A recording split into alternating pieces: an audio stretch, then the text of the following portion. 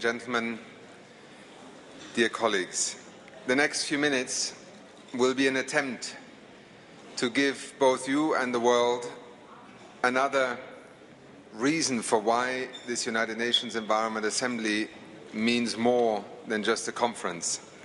We already know that you are debating many topics. We already know that environment is important. We have often discussed the links between environment and development. This year, as part of the new approach to the United Nations Environment Assembly in the high-level segment, the Executive Director is tasked with providing you with a science policy statement, in some ways a state of the world's environment overview. What I will do in the next few minutes is to take you from the terrestrial, from the surface of the terrestrial part of planet Earth, into the atmosphere, into the issues of food, into the oceans, and into the heart of our economies, because the picture that confronts us at this moment in time, despite all the optimism and the progress and the steps that already all of you in your countries have taken, the balance sheet is serious. Sadly, it is actually, in some respects, more serious than ever. And this is always the difficult part of our message, because environment is about the future, it is about optimism, it is about opportunity. But the way we are currently collectively managing the planet's resources simply does not yet add up to what we have agreed at many summits. But there are also reasons to see that this is not inevitable. Let me first of all say that the activities of the 7.06 billion people on the planet today compared to the 3.85 billion only 40 years ago are having increasingly serious consequences, not just for the environment, but actually for human well-being. We are today appropriating between 30 to 40% of the entire planet's plant production, double the amount 100 years ago. By the year 2050, conversion of savannas, grasslands and forests to cropland for food, fiber and fuel will be 320 to 849 million hectares, depending on the choices we will make. Land degradation, desertification, sandstorms, dust storms, floods is affecting 23% of global soils and leading to the loss of 2 to 5 million hectares of cropland per year. This statistic may seem peripheral. It is one of the most frightening that we should focus our attention on. Because losing cropland at a moment in time when we actually have to increase production, at least using current production systems, by 50 to 70%, how on earth will we feed 8, 9, 10 billion people when we are having a net loss of arable cropland already today? But there are positive trends. This is always the story of the environment, slightly schizophrenic. But I also want to embed in this presentation of facts what is the different story of an environmental agenda as part of the Sustainable Development Agenda in the year 2014. It is not the narrow outlook on environment. It is, in fact, the key to asking and answering the question about how will people find employment, energy, food, water to sustain the kinds of demand patterns we know. In the latest report from UNEP's International Resources Panel, we see that 320 million hectares can be saved by 2050 through the reduction, for instance, of food loss and food waste. Many of you were part of our wonderful dinner last year made entirely from so-called food waste here in Kenya. We fed all of you, and we fed you very well, and what we wanted to draw the world's attention to, together with our colleagues in the Food and Agriculture Organization, who are at the forefront of understanding this extraordinary fact, is that more than 30% of everything we produce today is actually lost or wasted. But also by delinking the biofuel and food markets, by improvement of diets, by the control of biomaterials consumption, by better land management, and, very important, the restoration of land. One example in China is that 15 million hectares of low-yield farmland and 17 million more of barren lands are being afforested through the Grain for Green policy program, with a total planned investment of $70 billion. This is the economics of ecosystems and biodiversity, speaking to the question of also restoration of land and productive capacity. But let me move you from the terrestrial realm all the way into the atmosphere. Climate change, ever present in your world, in your international negotiations. The IPCC's latest reports on the physical aspects of climate change, on mitigation and adaptation, underline the enormous challenges we face. Our own work with the Emissions Gap Report and that of so many other organizations and scientists simply keep on confirming that, which the IPCC has once again pointed to, namely that global average land and ocean surface temperature have increased by nearly 1 degree over the past century. And in parts of Africa, Asia, North America and South America, and here it gets even more frightening, surface temperatures have risen by up to 2.5 degrees. We now have evidence that the oceans are becoming more acidic, with consequences that we are even unable to fully comprehend at this stage, but we know it will change life in the marine realm as nothing before in human memory. The 10 to 15% annual increase in hydrofluorocarbons is another area that I want to highlight to you. HFCs is something most of us don't even know what they are or where they might be used. Well, they're all around you. They are, except actually in this hall, because we have a natural air conditioning system. But in most other climate control systems around the world's buildings, it is one of the substances that is being used. It is 1,000 times more potent than an equivalent amount of carbon dioxide. We are on the verge of making HFCs once again part of a massively expanded use at a point in time when we have the opportunity to avoid that.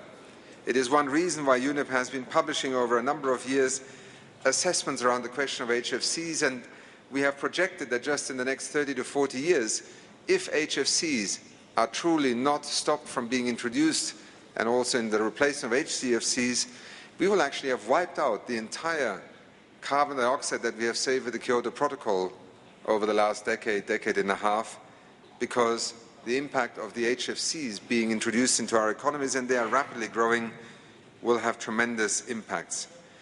We will need to phase down these, otherwise we will end up with billions of tons in waste banks of refrigeration, air conditioning units and other equipment.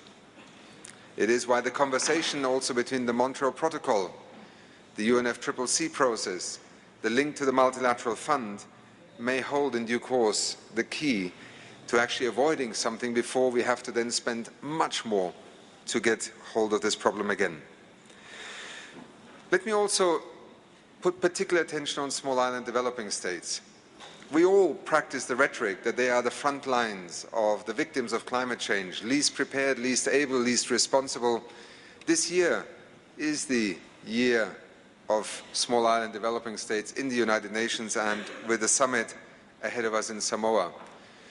We just dedicated the World Environment Day in 2014 to the linkage, the nexus between climate change and the future of small island developing states. Many of them literally looking at a prospect of their very survival being threatened, the world with a great deal of empathy, but with very little practical solidarity manifesting itself in what we are able to do. The United Nations system will be called upon, as hopefully will all citizens again later this year, to think more carefully what it means to not be responsible, but actually be the victim of the actions of others. This is the ultimate conversation about global solidarity in addressing climate change and the link to the survival of peoples and communities on small island developing states. Sea level rise is nothing that you will be able to fight. There is no way you can build an infrastructure somewhere in Micronesia or ultimately in the Caribbean that will allow you to stay in your country when sea levels rise by 80, 90, 100 centimeters by the end of this century. This is almost like a death sentence for a nation. We still seem to think that this is something we do not need to worry about in a dramatic sense.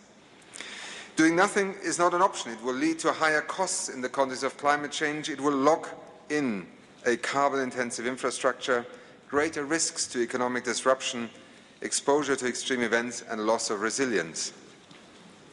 Where do we look for resilience? Well, in some respects, while we actually should be building the capacity of nature and enhancing it to provide us with greater resilience, much of the record that, as you know, has actually been depleting nature's capacity to enhance our resilience. But not always are we moving in the wrong direction. Indeed, protected areas is an aspect that many of you have been engaged with, and the story is not a bad one. Today, 40% of natural vegetation is legally protected on our planet.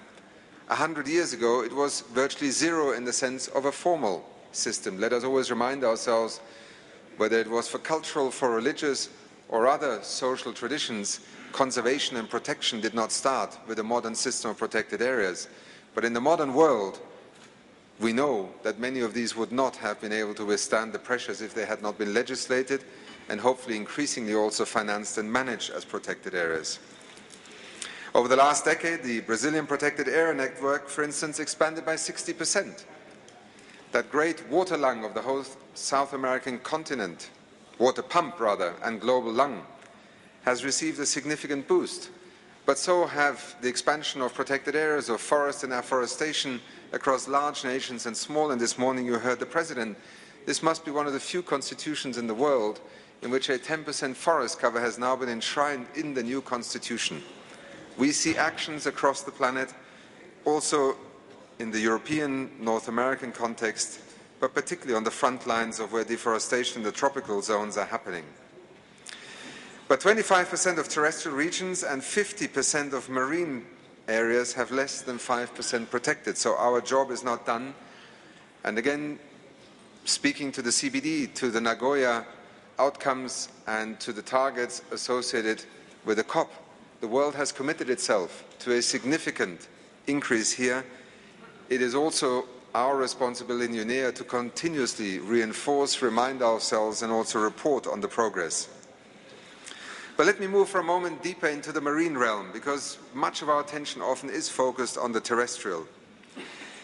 We are discovering more and more that we know so little about the marine realm, and let me also say that one of the reasons why I am putting emphasis on this topic here is that amongst us today is also former President of Costa Rica, who is also actually a member of the World Oceans Commission and who will present the World Oceans Commission's report in a press conference in a few hours' time. It's an effort to once again draw the world's attention to what is happening with the world's oceans. And José María Figueres has been a lifelong advocate in a nation that has been a pioneer in the environment, in the green economy agenda, and I'm very glad that he will bring to the attention of all of you today the latest findings.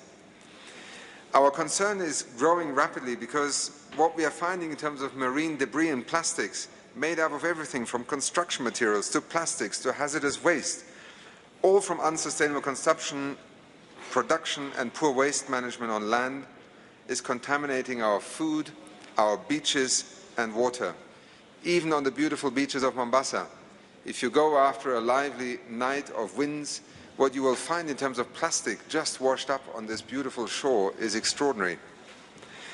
But on the positive side, there are people such as the 19-year-old Boyan Slat, a Dutch engineering student, one of those wonderful people who just symbolizes the power of one, of getting up one day and saying, I'm going to do something to clean up the oceans. And he has come up with an ocean cleanup array, a solar and sea-powered system to channel plastic pieces into miles of interconnected booms from where they can be transported to shore and sold. Because let me also emphasize, all that plastic is not waste. It is actually a resource. And you saw earlier on here already in Kenya a wonderful example of plastic bags and plastic bottles being collected and through local enterprise being turned into fence poles, creating over 50 jobs and probably sustaining well over 250 people from something that otherwise would simply lie in the street or end up in a waste field. It is being done, it can be done, but very often it is the poor lone pioneers who need your support. But what I just described in terms of this marine debris, let me open the lens a little bit further, the aperture, and point to the fact that human health, human well-being, yes, we all know is related to a healthy environment, but do we actually know how dramatic that linkage is? Environmentally related death and disease points to the fact, and this is our colleagues in the WHO, that nearly 25% of all diseases and death are due to unhealthy living and working environments and environment-related causes. Up to 90% of wastewater in developing countries to this day flow untreated into rivers, lakes, coastal zones, threatening our health and ecosystems. This against the backdrop of 2.5 billion people still lacking access to improved sanitation facilities. But, and you have heard also the President of UNEP this morning alluding to it, the biggest, perhaps some of the most silent, but certainly the most dramatic real killer is air pollution. The decision before you, the resolution that you are negotiating in this high-level segment and will hopefully adopt tomorrow, may be one of the most powerful ways in which to save lives that we can join forces with many other entities in moving forward in combating air pollution. 3 billion people still rely on solid fuels and traditional biomass and coal for cooking and heating. They have no choice. Or they have, if only we would be able to deploy these technologies faster. 4.3 million people per year die prematurely, and half of the deaths in children under 5 years of age are due to household air pollution and inefficient use of solid fuels. Alongside a further 3.7 million deaths coming from outdoor pollution due to transport, energy, production and industry. These sums together are 4 times larger than the combined death toll every year of all HIV victims and those who die of diarrhea, and those numbers in themselves are shockingly high. Where does all this happen? This is again the connection between the environment where people live and practice, eat, consume, produce. It is in the cities, in the urban areas which are home to, we all know it, more than 50% of the world's population. You also heard earlier on 60 to 80% of energy consumption, 75% of carbon emissions, and 75% of the consumption of the world's natural resources. And herein lies a very important realization. Cities are not automatically and in themselves a more efficient pathway to addressing resource consumption. In fact, very often by moving to the cities, we increase waste, we increase inefficiency in resources. Yes, we have more convenience, we have lower costs in perhaps providing services, but with the overall footprint, do not assume that urbanization automatically delinks economic development from resource consumption and inefficiency and pollution. Since 2000, and this is another thing that we need to be aware of, that combined consumption and demand have also led us to the point where we are not anymore in the abstract talking about resource-constrained economies.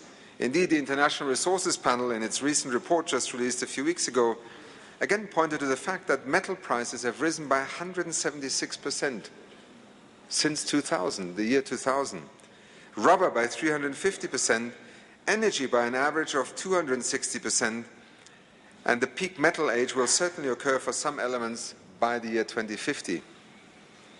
And let me tell you again, there are the rich who can afford this, the rich in New York, the rich in New Delhi, the rich in Nairobi. But few realize that in many small island developing states, the cost per kilowatt hour of electricity is 400% that of an average US citizen. That is the economics of dependency on fossil fuels when you are a citizen in a small island developing state. Today there are, however, more and more specialty metals also in our phones, in our electronic equipment, and we often underestimate that in fact in the waste dumps, in the drawers of our homes, we have for some of these metals already larger reserves than are actually proven to exist in the ground. The new concept of urban mining is not just a dream of somebody who thinks that they can turn waste into money. It will become increasingly essential. But interesting enough, again, what is stopping us from doing this? There is gold, there is platinum, there is metals, there is rare earth in every cell phone, in every computer, and yet we dump these things in an avalanche of electronic waste. Because the design of the products is done in such a way that it is so expensive to extract these materials that it's cheaper to throw them away. We have worked with the International Resources Panel in trying to bring attention to the world's manufacturers that if you only change your design principles and build into that already the concept of recycling, you would suddenly open up a universe for recycling, not just with very heavy machinery and technology, but right here, very often in what is called the Juakali sectors, but with safer conditions and much greater opportunity for income. There's another example I want to quickly point to on what is happening in our technology markets, because it is part of the reason why you should leave UNEP here, not only burdened by the statistics I'm giving you now, but also by the enormous opportunities that are opening up. Many of you, I'm sure, have heard of Elon Musk, this extraordinary entrepreneur with his company Tesla and many other things that he does, including flying into space and putting solar panels on roofs. But he has done one thing just a few weeks ago that I think points to something quite extraordinary. Elon Musk announced that with his Tesla electric cars, on which he nearly went bankrupt 3 times and that now are taking off like there is no other competition, he announced that he will actually give away the designs of his Tesla electric cars, surrendering the intellectual property, because his view is this is the way that we will actually create a market for hybrid vehicles that will allow mass consumer access to this and actually will drive innovation across an industry and ultimately also benefit him. This is the antithesis of 150 years of an intellectual property regime that believes it is the only way in which we can get private sector investment to happen. Now, don't let me be misunderstood. It is neither our task nor my role to interpret the intellectual property rights regime, but as you know, this is an issue that constantly in the discussion on climate change is there. We need to work more with business, because in this one gesture lies perhaps the key to unlocking one of the major challenges we have in the technology transfer, technology support domain. And this is not to say that everybody should give away what they have spent and invested in, but sometimes in these transitions to a green economy, if you want to create markets, you want to scale them up fast, maybe this is a shortcut rather than actually a dead end. Energy, the technical potential to reduce energy demand through improved efficiency is in the order of 50 to 80%, and often it is argued that this is the privilege of the rich countries. Actually, I would argue that this is an imperative for poor countries. Whether you take the statistics on small island developing states, the fact that Africa has only put the infrastructure in place for 1/3 of its population to actually have access to electricity, which means the next 2/3 are going to happen in the next 30 years. It's not a legacy economy that is holding us back here, it is access to technology and finance, and what an extraordinary opportunity for countries to be able to leapfrog into an age where they're not dependent on fossil fuel markets, at least 100% in the global context, but can draw on their own resources that often may be absolutely without a finite curve.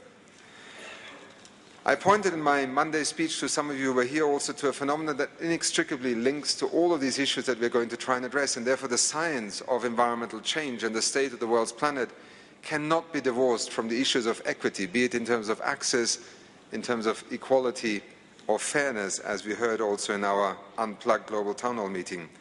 The number that made me sit up of 85 people today having as much wealth as the 3.5 billion of the world's poorest is simply unsustainable from many perspectives. But in the midst of all of this, with all of these phenomena that we are describing and all the science that is available to us, we must recognize that the diversity of our economies that are experiencing, yes, on the one hand, emerging wealth, tenacious growth, some of them still in recovery, some with uncertain prospects and others in shock therapy. If we cannot align economic policies across national boundaries, then addressing these fundamentals in terms of the science of environmental change and its impact on people and our natural capital, then we will not succeed. And many people will become poorer and a few will become even a lot richer. That is what is tearing on the fabric not only of societies nationally, but even within our United Nations family. Let us be honest. And what we have spent a lot of time in the last few years with many scientists, experts and economists is to point to the importance of natural capital as part of this equation for the future. Heightened interest in carbon sequestration. Few thought of forests as carbon sinks. When you talk about carbon capture, we always talk about high-tech answers. What nature has been doing is storing, capturing carbon for millennia, and it's our biggest carbon storage. That's why concepts such as RED Plus are now thriving, and hopefully will begin to give the economic and ecological rationale the kind of momentum that we need to deal with the deforestation phenomena that we're observing across the globe. It is vital that countries include their natural assets in the systems of national accounts, and again, Rio +20 and the future we want pointed to this, and particularly through the system for environment and economic accounting that the UN is facilitating. 22 countries are in fact already doing so: Costa Rica, Kenya, Madagascar, Morocco, Guatemala, Indonesia, Rwanda, Colombia, Philippines, New Zealand, Canada, Netherlands and UK. Sorry if I rush you through this list, but do you notice something very interesting? The majority in this list is actually developing countries. And again, I want to point out to you that very often when we talk about these things, the curve and the frontier of innovation has moved from the northwest increasingly to the southeast in an inclusive sense of the word. These issues are not ones on which we should be divided. They're actually issues on which we should be reinforcing one another's ability to move forward, because 60 more countries now already have also this approach to including natural assets in their systems of national accounts in the pipeline. This could eventually be the majority of the world's economy. You know that in UNEP we have put a lot of energy in helping countries and helping the environmental and economics community to come to grips with this in order to assess the stocks of natural capital. And a lot of this you can now find on our new platform UNEP Live, which is UNEP's attempt to break out of the 20th century and into the 21st century of knowledge management through digital platforms. On there you will find on UNEP Live composite maps for both the terrestrial and marine realms, and providing a baseline from which to monitor change in the status of national ecosystem assets. Indeed, I very often draw on the example I find just in my immediate vicinity here in Kenya, when we helped the Kenyan government to undertake an estimation of its water towers that His Excellency the President referred to this morning, and found that their value to Kenyans and the economy runs in the millions of dollars. UNEP Live, Excellencies, is part of our exhibit here this week. Please do take a moment to have a look at it, but its main objective is to put at your fingertips, in your offices, the data and the statistics both about your country that sometimes are difficult and dispersed, but also of the whole world. And that one thing that we have been waiting and working towards, to get environmental data to the point where every nation can input its own data and we can speak as a global community with up-to-date data, will one day become reality. Already we have made significant progress. I want to thank many of your countries for having been part of this, because you could this morning walk out of this room and look at the live data from an hour or 15 minutes ago of the PM 2.5 in Berlin, in Beijing or in New Delhi, because these UNEP Live networks are now linked to live data and monitoring. Our dream, and let me conclude my statement with this, is that as UNEP we provide to you the trusted and also supportive platform that will allow us to have the science, not only in bits and pieces, but increasingly allowing us to get a picture of the state of the planet and its relationship and its impact on our economies and societies in a much more comprehensive, strategic and usable format. By sharing our efforts and information through policies that promote open access, we will be able to build and shape what I would like to call a commonwealth of knowledge that can be used to support the Sustainable Development Goals that will be so central and that will depend so much on the ability of science and empirical work to underpin the targets, but also the ability of countries to monitor their progress, hold each other accountable, but more importantly, make us all better political, institutional, social leaders who can actually exercise the responsibility for the stewardship of the world's natural resources. I thank you for the ability to bring you in a very condensed form what is an enormous amount of data. My main message to you is the environmental changes that we are documenting are extremely serious. To the next generation already, they may prove to be absolute in some respects. What we have also tried to weave in here is that all over the planet there are actually response strategies being developed. The question is, can the United Nations Environment Assembly exercise what is truly its comparative advantage, which is to connect the world's nations, to unify efforts, to inform one another of what is possible, what has been done, and why we actually do not have to look at the future with a sense of doom and gloom. If UNEA lives up to this test over time, then it may be one of the great gifts to humanity and also demonstrate that environment is not something that divides us. Environment is something that unifies us across all borders, economies, ideologies and communities. Thank you.